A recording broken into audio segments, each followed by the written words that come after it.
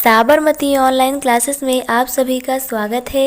इस वीडियो में हम क्लास 12 हिंदी के अंतर्गत इम्पॉर्टेंट कहानी देखेंगे जिसका नाम है बहादुर। इसके लेखक हैं अमरकांत जी। तो ये मात्र कहानी ही नहीं है बल्कि आप लोगों के लिए बोर्ड एग्ज़ाम के लिए ये 5 नंबर है। तो चलिए इस कहानी को समझते हैं। इस कहानी का जो मुख्य नायक है वह बहादुर है। बहादुर एक नौकर है और इसमें एक अन्य पात्र है, वो है निर्मला। बहादुर जो है इस कहानी में एक नौकर है और इस कहानी में मुख्यतः मध्यम वर्गीय परिवार का वर्णन किया गया है कि मध्यम वर्गीय परिवार के लोग अपने यहाँ नौकर रख लेते हैं, तो उसी का यहाँ पर वर्णन किया गया है। उसके साथ में बाद में कटु व्यवहार करते हैं।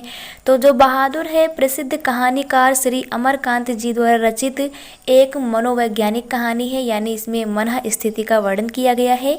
यह एक मध्यम वर्गीय मीन्स जो मिडिल फैमिली होता है, मध्यम वर्गीय परिवार में नौकर के साथ उनके परिवारजन द्वारा किए गए कटु व्यवहार की कहानी है।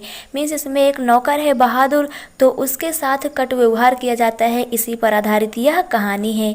कहानी में बताया गया है कि आज का जो मध्यम वर्गीय परिवार है मीन्स जो मिडिल फैमिली के लोग होते हैं वो क्या करते हैं, स्वयं को समाज में उच्च और प्रतिष्ठित दिखाने के लिए नौकर रख लेते हैं, मीन्स दिखावा करने का प्रयास करते हैं, जबकि उनकी आर्थिक स्थिति मीन्स उनकी जो कमाई है वह इसकी इजाज़त नहीं देता है, मीन्स वह उतनी नहीं है कि वे अपने यहाँ नौकर रखें। अब यहाँ पर बहादुर का वर्णन किया गया है। जो बहादुर एक पात्र है उसके बारे में कि बहादुर नेपाल का 12-13 वर्ष का लड़का है। मीन्स जो बहादुर है वो कहाँ का रहने वाला है, नेपाल का रहने वाला है और वो 12-13 वर्ष का एक लड़का है जो इस कहानी का क्या है, नायक है। बहादुर जो है वह अपनी माँ के व्यवहार से तंग आकर के घर छोड़कर चला जाता है। मीन्स जो बहादुर की माँ है वो उसकी अत्यधिक पिटाई किया करती हैं, जिससे परेशान होकर के बहादुर जो है अपना घर छोड़ करके शहर चला आता है और निर्मला के यहाँ, बताया था ना कि निर्मला जो है वो मालकिन है, तो उन्हीं निर्मला के यहाँ निर्मला के परिवार में नौकर के रूप में वो रख लिया जाता है। निर्मला और उसका जो परिवार है पहले तो वह बहादुर के प्रति अच्छा व्यवहार करते हैं, क्योंकि जो बहादुर होता है अत्यधिक कर्मठशील है, मीन्स वो किसी भी कार्य को बड़ी ही उल्लास प्रसन्नता के साथ में करता है। तो निर्मला और उसका परिवार जो है पहले तो बहादुर के साथ में वे अच्छा व्यवहार करते हैं, परंतु धीरे धीरे क्या करते हैं, वे कठोरता बरतने लगते हैं। धीरे धीरे क्या करते हैं, वे कठोरता बरतने लगते हैं। बहादुर जो है वह घर का सारा कार्य करता है, इसके बावजूद इतना सारा कार्य करता है, इसके बावजूद उसके साथ गाली गलौज से लेकर के मारपीट तक की नौबत आ जाती है। मीन्स पहले तो उसके साथ नम्रता का व्यवहार किया जाता है बहादुर के साथ शुरुआत में, परंतु धीरे धीरे जैसे जैसे समय बीतता जाता है तो उसके साथ में कठोरता बरती जाती है और जो घर वाले हैं उनके साथ में धीरे धीरे नौबत यहाँ तक आ जाती है कि गाली गलौज से मारपीट तक की। झूठी चोरी का इल्ज़ाम लगा करके उसे अपमानित किया जाता है। मीन्स इस कहानी में होता क्या है, निर्मला के घर में एक दिन रिश्तेदार आते हैं और वो लोग कहते हैं कि उनके कुछ रुपए हैं जो गायब हो गए हैं, तो उसका इल्ज़ाम भी बहादुर पर लगा दिया जाता है। तो वही यहाँ कहा गया है कि झूठी चोरी का इल्ज़ाम लगा करके बहादुर को क्या किया जाता है, अपमानित किया जाता है और उसे पीटा जाता है और उसकी पिटाई भी हो जाती है।